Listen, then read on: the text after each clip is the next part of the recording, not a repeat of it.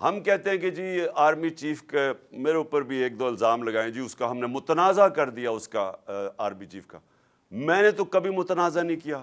میں تو کہتا ہوں جو میرٹ کے اوپر آرمی چیف ہے اس کو بنانا چاہیے. مجھے تو کوئی اپنا آرمی چیف نہیں چاہیے. پھر سے نہ مجھے اپنا کوئی جج چاہیے، نہ مجھے کوئی اپنا آئی جی چاہیے، نہ مجھے اپنا کوئی نیب کا ہیڈ چاہیے. مجھے تو بہترین میرٹ کے اوپر لوگ چاہیے.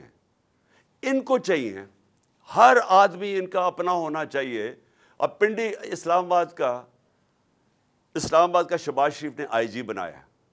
اس کو سزا ہونے والی تھی سیف سٹی کیس میں. اس آئی جی کو اس کو سزا ہونے والی تھی. اس نے اٹھا کے اس کو آئی جی بنا دیا. کیوں بنایا اس کو؟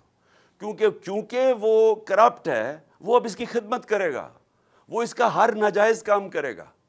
اس لیے اس طرح ملک تباہ ہوتے ہیں کہ اداروں کے اوپر لوگوں کو اس لیے نہیں لے کے آتے کہ وہ میرٹ پہ اور ملک کا فائدہ ہوگا اور ادارے کو مضبوط کرے گا.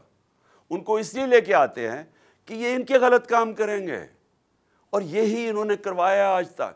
عدلیہ کے اندر انہوں نے ڈنڈے مار کے جب چیف جسٹس سجاد علی شاہ جیسا دیانتدار جج کو جب بھگایا وہاں سے اور پھر پیسے رشوت دے کے اس کو جب ہٹایا، تو یہ اس لیے نہیں کہ ان کو کوئی فکر تھی کہ پاکستان کی عدلیہ ٹھیک کام نہیں کر رہی.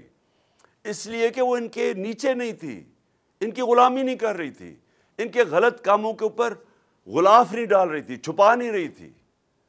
تو جب جن لوگوں کی پوری تاریخ ہی یہ ہو تو وہ لوگ پاکستان کے آرمی چیف کا فیصلہ کریں گے لندن میں بیٹھ کے.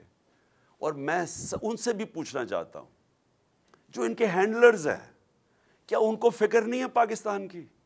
کیا ان کو نہیں سمجھ آ رہی ہے کیا ہو رہا ہے ملک کے اندر؟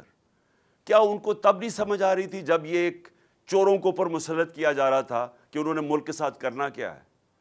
جو 30 سال سے ملک کو لوٹ رہے تھے ان کو پھر سے جب مسلط کیا انہوں نے، تو کیا ان کو یہ نہیں نظر آ رہا تھا کہ انہوں نے کرنا کیا ملک کے ساتھ؟ تو یہ جو ہو رہا ہے یہ ہونا تھا، کیونکہ انہوں نے ماضی میں بھی یہی کیا ہے.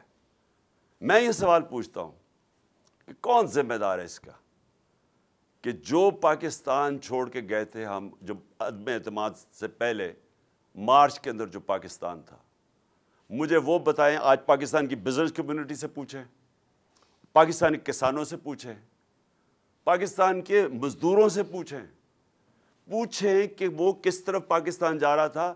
17 سال کے بعد ہماری بہترین ملک کے اندر دولت میں اضافہ ہو رہا تھا جس کو گروتھ ریٹ کہتے ہیں. تیسرے سال میں 5.7% ہماری اکانومی گرو کی اور چوتھے سال میں 6%. اور انشاءاللہ اگر ہمیں یہ سازش کے تحت نہ ہٹاتے ہم نے 7% پہ جانا تھا. بہت اچھی کوریج کی ہے. یہ مارچ کی تو زبردست کوریج تھی. بول کی پرابلی سب سے بیسٹ تھی. سب سے زیادہ ریلز اور سب سے زیادہ ریٹنگ کے ساتھ بول رہا نمبر 1. سبسکرائب کریں اور بیل دبائیں تاکہ کوئی خبر رہ نہ جائے.